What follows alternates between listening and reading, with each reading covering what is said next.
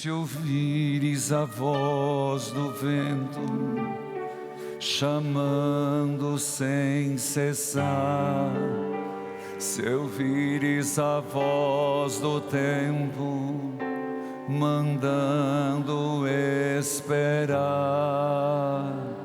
a decisão é tua, a decisão é tua. São muitos os convidados, são muitos os convidados, quase ninguém tem tempo, quase ninguém tem tempo. Filhos e filhas, começamos o mês de agosto, e é um mês chamado temático mês vocacional. O mês onde se contempla as mais diversas vocações que brotam de um único chamado, de uma única vocação, do chamado à vida e a ser cristão. Igreja, uma sinfonia vocacional, pedi, pois, ao Senhor da messe. Filhos queridos, neste mês de agosto, no primeiro domingo, hoje dia de São João Maria Vianney, inclusive temos uma relíquia, uma indumentária, segundo grau da veste de São João Maria Vianney. Se celebra a vocação sacerdotal, o ser padre, e farei depois um grande apelo vocacional. A família que seja sementeira de vocações, que a comunidade reze pelas vocações, que as crianças e os jovens pensem em ser padre, que os adultos pensem em ser padre e que rezem pelos vocacionados. Perseverança aos seminaristas e santificação do clero. No próximo domingo se celebra a vocação dos pais e abre-se a Semana Nacional da Família. Depois, dentro do mês vocacional, vem a Assunção de Nossa Senhora, Maria Assunta ao céu, e se celebra a vocação dos religiosos e religiosas. E por fim, se celebra a vocação dos leigos e dia do catequista. Mas o que a liturgia tem a nos dizer hoje, antes de entrarmos especificamente no que se refere à vocação sacerdotal? Comecemos pelo Evangelho, que é uma continuidade do Evangelho de domingo anterior. Vários domingos, salvo a Assunção de Nossa Senhora, que muda, ficaremos em João capítulo 6, que é chamado o discurso do pão da vida, o discurso eucarístico. E nós estamos no capítulo 6. Domingo passado foi a multiplicação dos pães, quando Jesus, de 5 pães e 2 peixes, e eu insistia, temos algo a oferecer. O pouco que damos a Deus, Deus transborda em graça. Hoje continua. Mas continua Jesus andando e o povo o seguindo. E de repente Jesus se dá conta que eles estão perguntando: Rabi, Rabone, mestre, quando chegastes aqui? Olha, Jesus era muito inteligente, Jesus era sagaz, Jesus era um homem que pegava longe e percebeu: vocês estão correndo atrás de mim, não porque viram um sinal, e a palavra sinal em São João é muito forte. Sinal é presença de Deus na terra, Sinal é manifestação de Deus em algum aspecto, entendeu isso? Todo sinal em João é manifestação divina no humano. Não porque vistes algum sinal de Deus em mim, mas vocês estão atrás de mim porque estão com o bucho cheio. Porque vocês se empanturraram de pão e de sardinha de peixe, e agora estão querendo comida.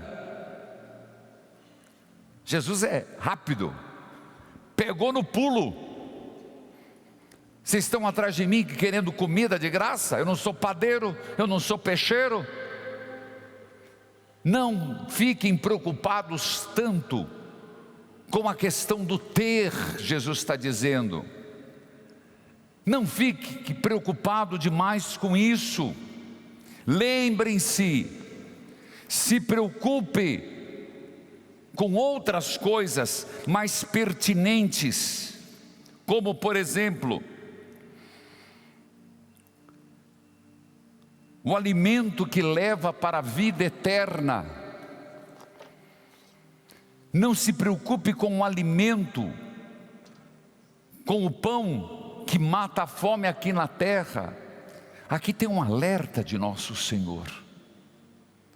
E aqui faço duas reflexões. Primeiro, Ele questiona-os e questiona-nos. Por que procuramos Deus? E nesse questionamento está embutido uma ideia: não procuremos Deus para que Ele nos dê coisas. Eu vou atrás de Deus para ter um bom emprego, eu vou atrás de Deus para me sair bem financeiramente, eu vou atrás de Deus porque eu vou ficar rico, eu vou atrás de Deus por causa disso. Não. Segundo ponto, vocês vêm atrás de mim porque não veio um sinal, não viram e nós não vemos. Será que nós reconhecemos Jesus como o Senhor? É quando Jesus vai dizer a grande importância que é procurar viver de acordo com seus princípios. Ele fala dos sinais. Aí diz que o povo começa a murmurar. Quero lembrar, essa palavra murmurar está presente no Êxodo. E João, várias vezes, o Salmo 95 também fala de murmuração. Mas o João fala de murmuração. Murmuração não é conversa, não é quando as pessoas ficam conversando, balbuciando, aquela converseira. Não, murmurar é tomar posição. Eu truco Deus, eu me posiciono contra Deus. Quando o povo começou a murmurar, quer dizer, se posicionar. Agora vamos na primeira leitura. Por que nos trouxeste aqui? Que Deus é esse? Era melhor ficar no Egito. Olha que engraçado. Era melhor ficar no Egito. Vamos pensar. Escravos. Era melhor ficar no Egito apanhando com reios. Ficar no Egito sem liberdade alguma. Os filhos escravos do faraó, marcados como escravos, mas comendo panela de carne, pão com fartura, mas escravos. No fundo eles estavam dizendo, para nós, a escravidão, desde que barriga cheia. Veja, meus irmãos, às vezes nós não entendemos o preço da liberdade, o preço de sermos livres, que Jesus entendeu muito bem e o pagou pelo preço da cruz. Só que Deus disse a Moisés: eles estão murmurando, eles estão me afrontando, e para mostrar que eu sou Deus, todas as noites vocês terão carne, todas as manhãs terão pão, e aqui vocês serão livres. Lá tinham carne e pão, mas eram escravos. Aqui vocês terão carne e pão e são livres, são meus filhos, eu lhes dou fartura. E é quando todas as tardes vinha codornizes, e de manhã vinha um maná, um pequeno tipo de sereno, uma semente, algo que se amassa. Mas todos os dias vocês colherão. Por quê? O mesmo fato que Jesus diz no Pai Nosso: o pão nosso de cada dia nos dai hoje. Todo dia colherão o maná, pão nosso de cada dia, todo dia recolhendo, para que tenhamos essa lembrança que o que temos provém de Deus, para que todo dia nos levantemos e louvemos a Deus que nos deu de novo o maná. Então seremos filhos, o Pai que nos alimenta diariamente. Queridos filhos e filhas, nós estamos falando aqui de liberdade. A mesma palavra liberdade vai aparecer no Evangelho de uma forma diferente. Vossos pais comeram o maná no deserto, mas morreram. São livres. Vocês não. Comem um pão que lhes dá a vida eterna. Liberdade. Filiação divina. Continuidade. Êxodo, passagem. Lá, algo material, finito, temporal. Aqui em Jesus Cristo é o eterno, o infinito, o atemporal, a eternidade em Deus. Mas a questão é, o que escolhe? Como diz a música, sobe um tom por favor, está muito baixo. A decisão é tua. A decisão é tua.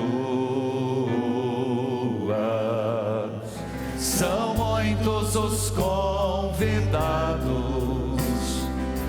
quase ninguém tem tempo. E a segunda leitura vem dizer que aquele que come do maná, aquele que quer viver como prisioneiro, vivem como pagãos. A inteligência não leva para nada. Mas aqueles que comem do pão que é Jesus Cristo, eu sou o pão vivo descido do céu, quem comer deste pão nunca mais terá fome, quem beber desta água nunca mais terá sede. Quem crê em mim nunca mais terá sede. Este, na segunda leitura, é capaz de não se deixar corromper pelas paixões enganadoras. Luta contra estas paixões. Eu repito, olha que impressionante, comer e beber, está falando de pão, está falando dele. Comer da carne e beber do sangue, nunca mais terá fome, nunca mais terá sede, nunca mais será escravo, nunca mais dependerá de ninguém, percebe? Você não dependerá, aqui que está grande segredo de Deus, ninguém depender de ninguém. É horrível você depender de alguém. Peça para Deus essa graça, mesmo você casado. Não dependa da tua esposa, não dependa do teu marido, não depende do seu relacionamento. Livre, eu entrego a minha liberdade e aceito a tua, mas nós não somos dependentes. Deus está dizendo isso: quem come da minha carne, quem bebe do meu sangue, nunca mais terá fome, nunca mais terá sede, e lutará contra toda a paixão que escraviza. Olha aí, meus irmãos, que corrompe. renovai o espírito, vossa mentalidade. E termina com esta frase lapidar, que deveríamos escrever em nossos corações hoje, começando o mês vocacional. E repitam comigo: revesti o homem novo, criado à imagem de Deus, em verdadeira justiça e santidade. Revesti em mim o homem novo de Deus. O trigo já se perdeu, cresceu e ninguém colheu. O mundo passando fome de Deus. A decisão é tua, a decisão é tua. Ser padre, uma necessidade. Eu sou o pão vivo descido do céu, e este pão desce do céu na Eucaristia. Neste primeiro domingo, e no rádio eu dizia: reze pelos padres, mas eu ouvia aquele escândalo. Sim, existem feridas, mas que a igreja cure-as, e não são a maioria. Tem orgulho dos seus sacerdotes, que mesmo sendo homens humanos como eu, na minha humanidade, na minha humildade, na minha fraqueza, se oferece a Deus para colher o trigo, para semear o trigo, para trazer a Eucaristia, para ouvir a confissão, para dar a unção dos enfermos. Mas porque muitos não querem mais ser padres, falta jovens nos seminários, perseverança aos seminaristas, santidade ao clero. O trigo já se perdeu, porque ninguém colhe. O que nós vimos na abertura das Olimpíadas é o começo de um cristianismo ridicularizado. Eu sei que falaram que a alegoria era de um outro quadro famoso. Não, era a Santa Ceia. E veja bem o que ridicularizaram: a Santa Ceia, a Eucaristia, onde Jesus é presença real, onde uma cruz não pode ser usada no pescoço, o atleta teve que tirar, onde a palavra Jesus teve que ser falada em braille, para não ser pronunciada. Ora, filho, o trigo cresceu, ninguém colheu. Claro que todas as vocações são importantes, os pais, mães, viúvos, viúvas, solteiros, solteiros, mas por favor, nós precisamos que mais jovens sejam sacerdotes, e santos sacerdotes, pelo menos dispostos a buscar a liberdade, para que possamos trazer aquele que nos dá a liberdade, Jesus Cristo. Mas a decisão é tua. O trigo já se perdeu, cresceu e ninguém colheu, e o mundo passando fome de Deus. De pé, a decisão é tua.